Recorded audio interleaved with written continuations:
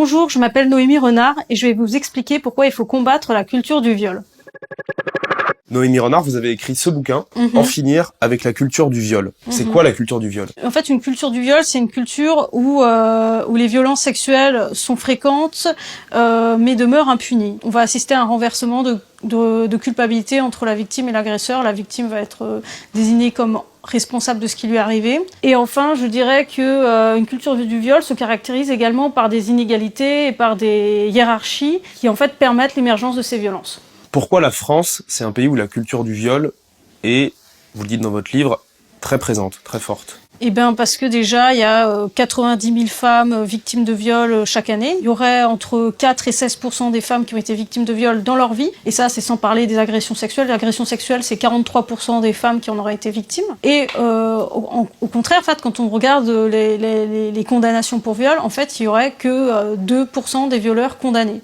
C'est quoi, aujourd'hui, dans la société, qui permet à certaines personnes, à certains violeurs, de se sentir légitimes? Par quoi on autorise finalement ces comportements-là? Eh ben, par exemple, dans mon livre, je parle de ce qu'on appelle les mythes sur le viol.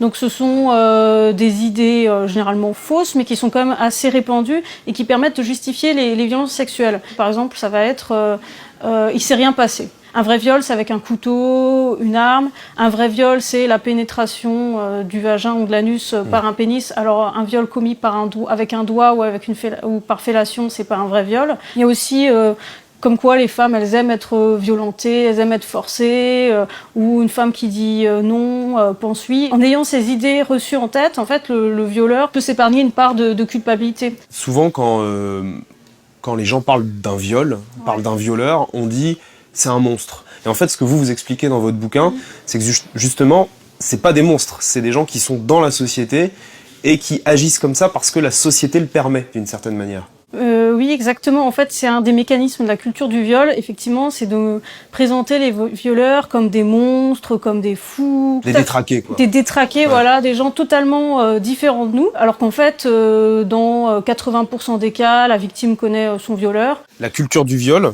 comme vous l'écrivez, elle se retrouve dans les faits. Il y a certains chiffres qui le montrent. Par exemple, 60% des Français pensent qu'il est plus difficile pour un homme que pour une femme de contrôler son désir sexuel. Ouais. Bah ça, c'est des idées reçues, effectivement, qui sont très répandues. C'est faux puisque ça a été démontré en fait que les violeurs, en fait, ils ont une stratégie. Ils agissent en fonction d'un ratio bénéfice-risque et que en fait ils agissent jamais sous le coup de pulsion puisqu'ils font toujours attention de ne pas se faire prendre. Il y a un autre chiffre complètement dingue, 21% des Français, c'est quand même beaucoup, 21%, pensent que les femmes peuvent prendre du plaisir à être forcées. C'est vrai que c'est étonnant, mais en même temps, c'est quelque chose qu'on retrouve beaucoup dans la culture populaire. Dans les films, on voit des hommes qui plaquent l'héroïne, qui l'embrassent fougueusement, elle qui dit non, et puis finalement elle accepte. Donc c'est quand même un mythe très répandu, la femme qui résiste, qui dit non, puis qui finalement aime ça. Donc effectivement, il y a quelque chose un peu viril, sexy, le sexe violent, le sexe...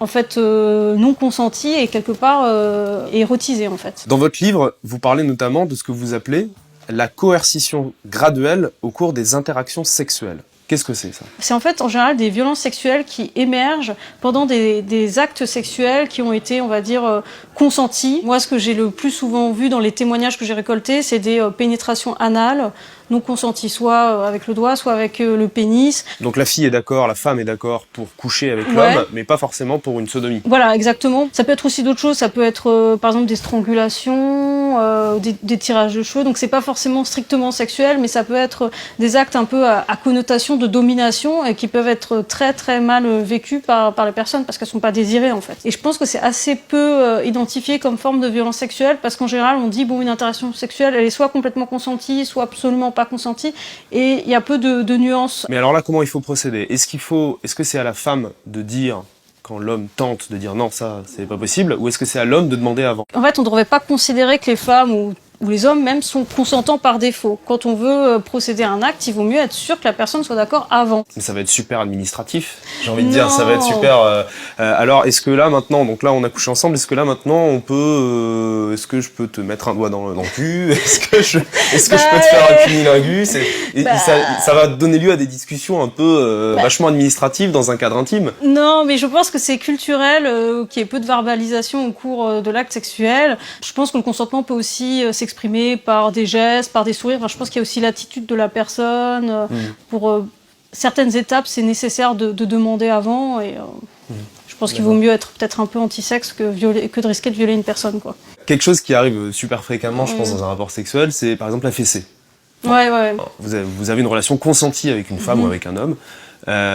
Et puis là, vous décidez de mettre une fessée pendant une relation consentie. Ça, c'est quoi? J'ai eu des témoignages comme ça de femmes qui ont vécu ça et qui ont vraiment vécu une certaine détresse. C'est une forme d'agression parce que quand même la fessée, il y a quand même une connotation de domination derrière. Toutes les femmes sont pas excitées par ça et on n'a pas à subir des actes sexuels qu'on ne désire pas et voilà. Donc pour vous, c'est important d'en discuter avant le rapport sexuel ou pendant que l'homme ou la femme disent est-ce que je peux te mettre une fessée?